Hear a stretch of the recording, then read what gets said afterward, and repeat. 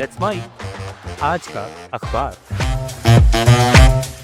नमस्कार, let's mic में आपका स्वागत है। आज का अखबार के साथ मैं राखी जैन। द न्यूयॉर्क टाइम्स से प्रकाशित लेख, ट्रंप के येन हस्तक्षेप की असली वजह। इसमें बताया गया है कि अमेरिका द्वारा जापान की मुद्रा येन को सहारा देने का फैसला केवल आर्थिक कदम नहीं, बल्कि इसके पीछे राजनीतिक, रणनीतिक और जियोपॉलिटिकल कारण भी हैं। लेख के अनुसार आमतौर पर अमेरिका किसी दूसरे देश की मुद्रा को तभी समर्थन देता है जब वहां गंभीर आर्थिक संकट हो। लेकिन जापान, अर्जेंटीना और संयुक्त अरब अमीरात के मामलों में ऐसा कोई आपातकाल नहीं था। इसके बावजूद ट्रंप प्रशासन ने इन देशों की मुद्राओं को समर्थन दिया, जिससे संकेत मिलता है कि वो अपने सहयोगी देशों को मजबूत करने के साथ साथ अपनी विदेश नीति और राजनीतिक प्राथमिकताओं को भी आगे बढ़ाना चाहता है। लेख के मुताबिक जापान में गिरता हुआ येन केवल जापान की समस्या नहीं है। यदि जापान अपनी मुद्रा बचाने के लिए अमेरिकी ट्रेजरी बॉन्ड बेचता तो अमेरिका में ब्याज दरें बढ़ सकती थीं और सरकार, उद्योगों तथा आम उपभोक्ताओं के लिए कर्ज महंगा हो जाता। इसके अलावा ट्रंप द्वारा जापानी उत्पादों पर लगाए गए टैरिफ का असर भी कमजोर पड़ जाता, क्योंकि कमजोर येन जापानी सामान को अपने आप सस्ता बना देता। इसलिए अमेरिका ने जापान के साथ मिलकर मुद्रा बाजार में हस्तक्षेप किया, ताकि येन को संभाला जा सके और दोनों देशों के आर्थिक हित सुरक्षित रहें। संपादकीय ये भी स्पष्ट करता है कि मुद्रा बाजार में सरकारी दखल केवल सीमित समय तक ही असरदार होता है। यदि किसी देश की मूल आर्थिक समस्याएं, जैसे भारी सरकारी कर्ज, कमजोर विकास दर, बढ़ती महंगाई और जनसंख्या संबंधी चुनौतियां जारी रहती हैं, तो बाजार अंततः अपनी दिशा खुद तय करता है। जापान में वर्षों से बढ़ता सरकारी कर्ज और कमजोर आर्थिक वृद्धि, जबकि अमेरिका में भी लगातार बढ़ता सार्वजनिक ऋण, दोनों देशों को समान चुनौती के सामने खड़ा करते हैं। लेख का निष्कर्ष है कि ट्रंप प्रशासन मुद्रा बाजार का इस्तेमाल केवल आर्थिक स्थिरता के लिए नहीं, बल्कि अपने राजनीतिक और रणनीतिक उद्देश्यों को साधने के लिए भी कर रहा है। इन बाजार की ताकत को लंबे समय तक सरकारी हस्तक्षेप से नहीं रोका जा सकता। इसलिए अमेरिका और जापान दोनों को असली समाधान मुद्रा खरीदने बेचने में नहीं, बल्कि वित्तीय अनुशासन, कर्ज नियंत्रण और मजबूत आर्थिक सुधारों में तलाशना होगा। यही संदेश इस लेख का मूल सार है। द गार्जियन में प्रकाशित संपादकीय, इटली की नई अति दक्षिणपंथी पार्टी, एक बागी जर्नल का उभार में कहा गया है कि इटली में पूर्व सेना अधिकारी रॉबर्टो वनाची और उनकी नई पार्टी नेशनल फ्यूचर का तेजी से उभरना केवल इटली की राजनीति का मामला नहीं, पूरे यूरोप के लिए एक गंभीर चेतावनी है। संपादकीय के अनुसार नस्लवाद, प्रवासी विरोध, समलैंगिकता विरोध और रूस समर्थक विचारों के कारण विवादों में रहे वनाची अब खुद को असली दक्षिणपंथ का चेहरा बताकर लोकप्रियता हासिल कर रहे हैं। ये दिखाता है कि यूरोप में कट्टरपंथी राजनीति अब हाशिए की नहीं, बल्कि धीरे धीरे मुख्यधारा का हिस्सा बनती जा रही है। संपादकीय का कहना है कि इस उभार ने प्रधानमंत्री जॉर्जिया मेलोनी के सामने बड़ी राजनीतिक चुनौती खड़ी कर दी है।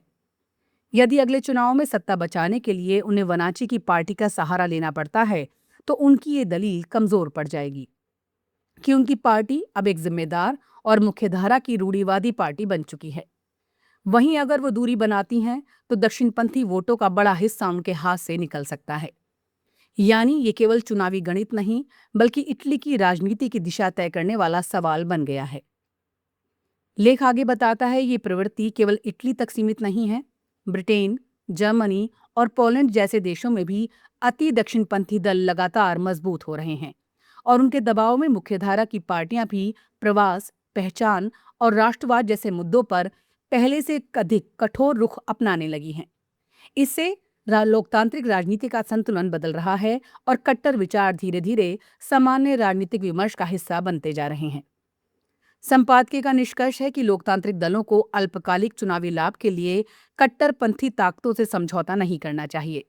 ऐसा करने से चरमपंथी विचारों को वैधता मिलेगी और लोकतांत्रिक राजनीति का उदार और संतुलित स्वरूप कमजोर होगा।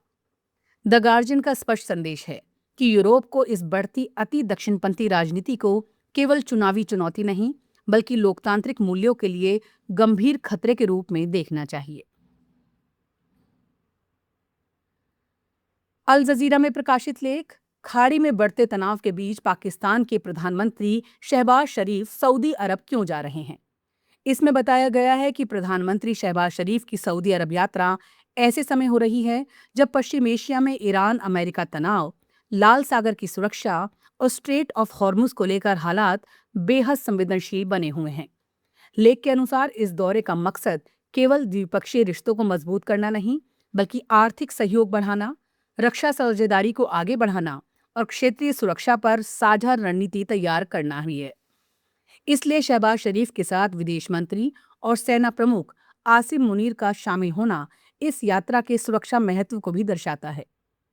लेख के मुताबिक पाकिस्तान इस समय गंभीर आर्थिक चुनौतियों का सामना कर रहा है और वो सऊदी अरब से अधिक वित्तीय सहायता, निवेश तथा स्थगित भुगतान पर तेल जैसी सुविधाएं चाहता है। बदले में इस्लामाबाद सऊदी अरब के साथ अपनी रक्षा प्रतिबद्धताओं को और मजबूत करने का संकेत दे रहा है। पिछले वर्ष दोनों देशों के बीच हुए स्ट्रेटेजिक म्यूचुअल डिफेंस एग्रीमेंट और हाल ही में सऊदी नेतृत्व वाले रेड सी नौसैनिक गठबंधन में पाकिस्तान की भागीदारी इसी दिशा में महत्वपूर्ण कदम माने जा रहे हैं। लेख ये भी बताता है कि पाकिस्तान के सामने सबसे बड़ी चुनौती संतुलन बनाए रखने की है। एक और वो सऊदी अरब का करीबी सुरक्षा साझेदार है, वहीं दूसरी ओर ईरान के साथ उसकी लंबी सीमा और पुराने संबंध हैं। इतना ही नहीं, अमेरिका और ईरान के बीच मध्यस्थ की भूमिका निभाने की कोशिश भी पाकिस्तान ही कर रहा है।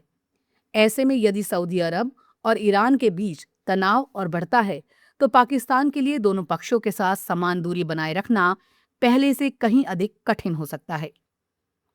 लेख का निष्कर्ष है कि ये यात्रा केवल द्विपक्षीय संबंधों तक सीमित नहीं है, बल्कि पाकिस्तान की व्यापक विदेश नीति और उसकी रणनीतिक संतुलन साधने की क्षमता की भी परीक्षा है।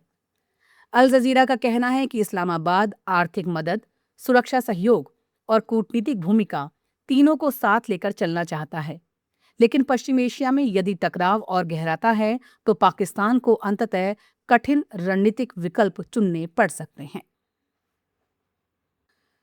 डॉन में प्रकाशित संपादकीय आतंकी ठिकाने में कहा गया है कि अफगानिस्तान में तालिबान सरकार बनने के 4 साल बाद भी वहां सक्रिय आतंकी संगठनों के खिलाफ कोई ठोस कार्रवाई नहीं हुई है। संपादकीय के अनुसार तहरीक तालिबान पाकिस्तान सहित कई आतंकी संगठन अफगानिस्तान की धरती का इस्तेमाल पड़ोसी देशों के खिलाफ कर रहे हैं, जिससे खास तौर पर पाकिस्तान के खैबर पख्तूनख्वा और बलूचिस्तान में हिंसा लगातार बढ़ रही है। इसी चिंता को पाकिस्तान ने संयुक्त राष्ट्र सुरक्षा परिषद में भी उठाया और कहा कि तालिबान को अपनी उस प्रतिबद्धता का पालन करना चाहिए जिसके तहत अफगानिस्तान की जमीन किसी दूसरे देश के खिलाफ इस्तेमाल नहीं होनी चाहिए। संपादकीय ये भी याद दिलाता है कि केवल पाकिस्तान ही नहीं, बल्कि चीन सहित क्षेत्र के कई देशों और संयुक्त राष्ट्र की निगरानी रिपोर्टों ने भी माना है कि अफगानिस्तान में टीटीपी, अल-कायदा, आईएस और अन्य आतंकी संगठन सक्रिय हैं। इसके बावजूद तालिबान इन आरोपों से लगातार इनकार करता रहा है। लेख का कहना है कि इनकार करने से हकीकत नहीं बदलती, क्योंकि पर्याप्त प्रमाण मौजूद हैं कि कई आतंकी संगठनों को वहां सुरक्षित माहौल मिल रहा है। संपादकीय का मानना है कि इस चुनौती का समाधान केवल सैन्य कार्रवाई से संभव नहीं है। पाकिस्तान ने सीमा पार आतंकवाद रोकने के लिए कठोर कदम भी उठाए हैं, लेकिन लंबे समय तक केवल सैन्य विकल्प टिकाऊ नहीं हो सकता।